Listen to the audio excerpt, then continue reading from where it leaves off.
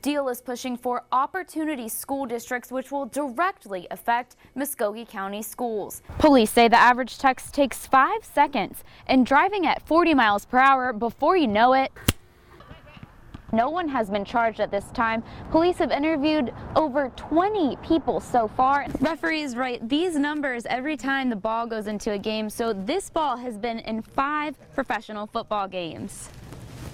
This is a picture of Rich Fuller's car mirror, and police say it's a rock that is behind the damage. Police say they do not usually release the facts as they did in a death investigation, but felt it was necessary in this case. I'm joined now by Chris Foster, who just saw the Star Wars movie. Without giving away any spoilers, just a general description, what did you think of it? If there is an active shooter threat, police say to flee if it is safe to do so, barricade yourself, or fight back. Social media has become key for campaigns. This is the Facebook page of a candidate that I spoke with today.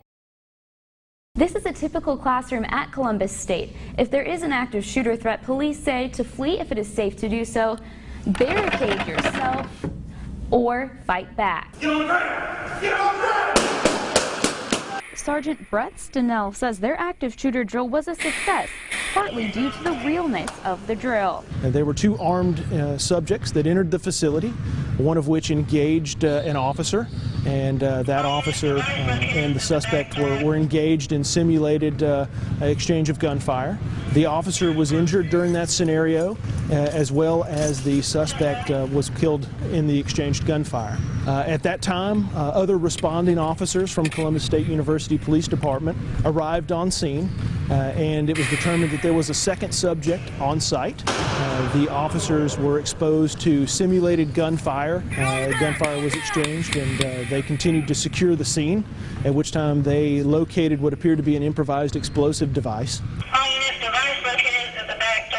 CSU police partnered with Columbus Police, each taking an education approach to emergency preparedness. To hopefully train our students to be better prepared in the event of a crisis, whether they're here on campus or they're at the mall or at the airport or wherever they may be for the future. He says it is always good to be prepared as possible in the event they face the unexpected. If there's an active shooter in a big area like the arena where the scenario was held, police say it is important to always pay attention to the exits.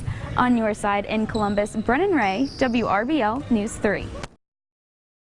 Police arrested Lathea Smith Wednesday after a maintenance worker heard a child crying at the Columbus Inn on Victory Drive. Police found Smith's 5 children alone in a hotel room ranging from 4 months to 5 years old. It was a horrific scene for the officers to go to. Lieutenant Joyce Dent Fitzpatrick says 3 of those children were completely naked when police arrived. We had feces on the floor. We did not have any food in the refrigerator.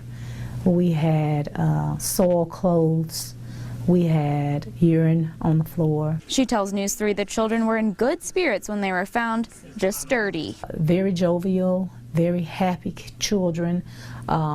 Just stole everybody on the 3rd floor investigative services heart. Police say Smith asked someone else staying at the hotel to watch her room while she was gone, but that person had no idea children were inside.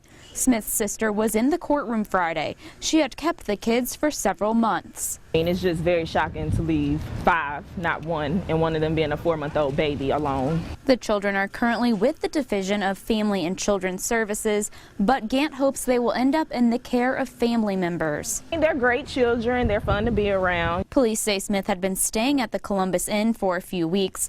They say she asked 2 men for a ride who dropped her back off at the hotel that afternoon, where she was then arrested. The case has been bound over to Superior Court. Smith has been arrested for reckless conduct in the past, and police say that was because of poor living conditions for the children. Brennan, you and I were talking before this newscast about the Columbus police officers' response in this situation. What can you tell us about that? Right. Well, both the manager of the hotel and lieutenant I spoke with said that the officers were caring for the kids like they were their own children, taking money out of their own pockets, getting them with diapers. The lieutenant described the officers wiping these kids down with baby wipes.